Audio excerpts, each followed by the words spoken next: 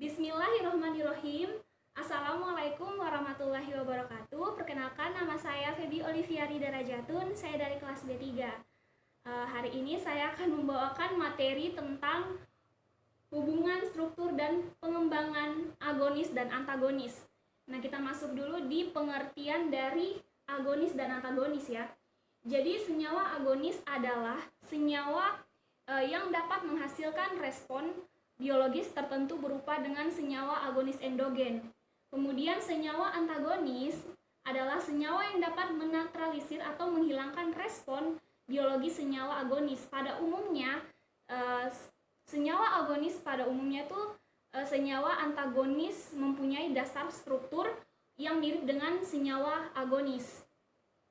Kemudian kita masuk di macam-macam antagonis. Jadi antagonis ini dia terbagi lagi menjadi 3 ya. Di sini ada antagonis kompetitif, antagonis irreversible, dengan antagonis non kompetitif. Nah, kita masuk dulu di pengertian dari antagonis kompetitif.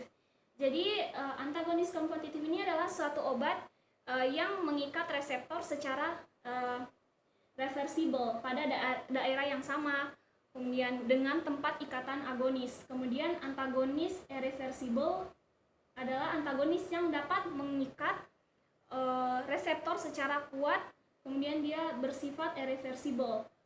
Nah, kemudian antagonis non kompetitif itu adalah suatu antagonis yang dapat mengurangi efektivitas suatu agonis melalui mekanisme lain. Kemudian kita masuk di slide berikutnya. Jadi berdasarkan fase kerja obat, senyawa antagonis dikelompokkan sebagai berikut. Jadi di sini dia itu ada antagonis ketersediaan farmasetik. Ini kita masuk dulu ya. Jadi ketersediaan farmasetik ini adalah antagonis menyebabkan ketersediaan obat dalam fase misalnya farmasetik menurun oleh karena berkurangnya kualitas atau jumlah bentuk aktivitas obat yang dilepaskan, atau menurun kecepatan pelepasan senyawa aktif dan sediaan farmasi. Jadi faktor utama yaitu ketidaksesuaian antara obat yang dikombinasikan dan tidak sesuai kimia atau fisikanya ya. Dan kita masuk di slide berikutnya. Jadi antagonis ketersediaan biologis. Jadi antagonis juga disebut antagonis farmakokinetik yang menyebabkan ketersediaan biologis obat menurun sehingga kadar obat dalam darah dan jaringan juga menurun. Jadi misalnya saja itu menurun absorpsi obat, kemudian meningkatnya ekskresi obat, menurunkan proses bioaktivasi, kemudian meningkatkan proses bioinaktivasi, kemudian menurunnya senyawa aktif karena interaksi obat. Kemudian antagonis pada tingkat jaringan atau plasma reseptor. Antagonis juga disebut antagonis farmakodinamik yang mempengaruhi proses interaksi obat dengan reseptor spesifik sehingga menurunkan respon biologis obat. Kemudian kita masuk di kombinasi obat. Penurunan efek suatu obat oleh obat yang atau antagonis antara obat pada umumnya itu tidak diinginkan, tetapi kadang-kadang juga diinginkan. Pada khususnya itu penurunan efek obat yang tidak diinginkan, tetapi kombinasi obat dikatakan tidak sesuai bila senyawa antagonis diberikan sebelumnya dan objek biologis menjadi tidak sensitif terhadap obat kedua, maka terjadi proses pencegahan aksi obat, maka disebut efek kuraktif. Misalnya untuk pengobatan untuk keracunan, obat senyawa antagonis berfungsi sebagai antidotum. Jadi kombinasi obat itu juga kemungkinan dapat meningkatkan aktivitas obat. Misalnya itu efek potensiasi dengan cara meningkatkan ketersediaan farmasetik atau meningkatkan ketersediaan biologis dengan proteksi terhadap proses bioinaktivasi atau menurunkan ekskresi obat, kemudian meningkatkan proses bioaktivasi. Kemudian di sini ada efek sinergisme yang berdasarkan pengaruh pada fase farmakodinamik kombinasi obat digunakan apabila di sini ada, jadi obat mempunyai efek potensiasi atau dosis yang digunakan untuk masing-masing obat menjadi lebih rendah. Kemudian untuk mencegah resistensi mikroorganisme, kemudian pada penyakit yang disebabkan oleh parasit. Kemudian salah satu obat yang menyembuhkan infeksi, sedangkan obat yang lain untuk meringankan dan mengurangi gejala. Kemudian di sini ada kombinasi obat lebih murah dan nyaman penggunaannya dibandingkan apabila penggunaan diberikan secara terpisah. Jadi kombinasi obat menjadi rasional atau tidak diinginkan. Jadi di sini tuh ada, kita masuk di keuntungan dari kombinasi obat. Jadi kombinasi obat itu menambah kerja terapeutik. Kombinasi obat, jadi dia tuh menambah kerja terapeutik tanpa menambah efek buruk dan mengurangi toksisitas masing-masing obat, misalnya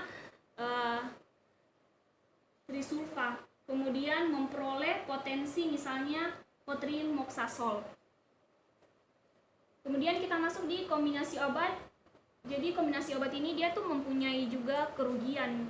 Misalnya salah satunya itu menimbulkan efek potensi yang diberikan terhadap obat lain. Kemudian takaran masing-masing obat belum tentu sesuai dengan kebutuhan, sedangkan takaran obat tidak dapat diubah tanpa mengubah pula dosis obat lainnya, atau juga selanjutnya pemborosan. Kemudian mempermudah terjadinya resistensi terhadap beberapa spesies kuman.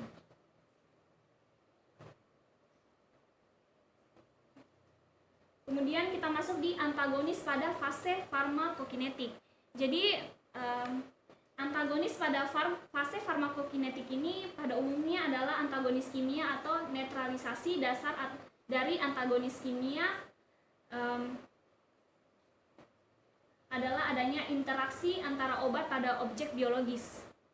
Jadi sesudah absorpsi, jadi antagonis kimia akan berinteraksi dengan senyawa agonis. Jadi dia tuh kayak menghasilkan produk tidak aktif, sehingga jumlah agonis yang berinteraksi dengan reseptor itu dia menurun, dan aktivitas biologis juga ikut menurun.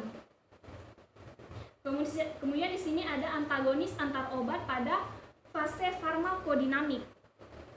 Jadi antagonis kompetitif, misalnya itu senyawa agonis dan antagonis berpotensi dalam merebutkan tempat reseptor, sehingga jumlah agonis yang berinteraksi dengan reseptornya itu menurun, dan aktivitas agonisnya akan juga ikut menurun. Kemudian kita masuk di slide berikutnya, yaitu antagonis non-kompetitif, yaitu dia tuh menggunakan mekanisme sebagai berikut. Jadi dia itu pengurangan pada aktivitas reseptor, kemudian pengurangan aktivitas intrinsik, kemudian menghalangi transmisi impuls, kemudian berinteraksi dengan mikromolekul, misalnya membran, sel, atau jaringan. Kemudian kita masuk di kombinasi antagonis kompetitif dan non-kompetitif. Jadi dia itu yaitu kombinasi satu senyawa yang menimbulkan efek antagonis. Kompetitif dan non-kompetitif sering terjadi. Jadi misalnya sini ada antagonis fungsional dan fisiologis. Jadi antagonis fungsional adalah apabila dua senyawa agonis yang mempunyai efek tuh dia berlawanan pada satu sel sistem, tapi dia sistem yang sama. Kemudian ada antagonis fisiologis. Jadi dia tuh adalah apabila dua senyawa agonis yang mempunyai efek yang berlawanan bekerja pada organ ataupun jaringan yang berbeda, sehingga dihasilkan efek resultante. Kemudian di sini juga ada agonis reversible dan antagonis kompleks yang tadi sudah dijelaskan di slide awal. Kemudian kita masuk di hubungan struktur kimia senyawa agonis dan antagonis kompetitif. Jadi agonis dan antagonis kompetitif mempunyai aktivitas terhadap reseptor yang sama dan berbeda, adalah aktivitas intrinsiknya. Kemudian di sini ada metabolit dan anti metabolit, kemudian agonis dan pemblok selektif, dan hubungan struktur kimia agonis dan antagonis irreversible selektif. Nah, itu saja yang mungkin dapat saya jelaskan. Mohon maaf jika ada kekurangan dalam video ini. Wabillahi wal taufiq hidayah. Wassalamualaikum warahmatullahi wabarakatuh, dan selamat menjalankan ibadah puasa.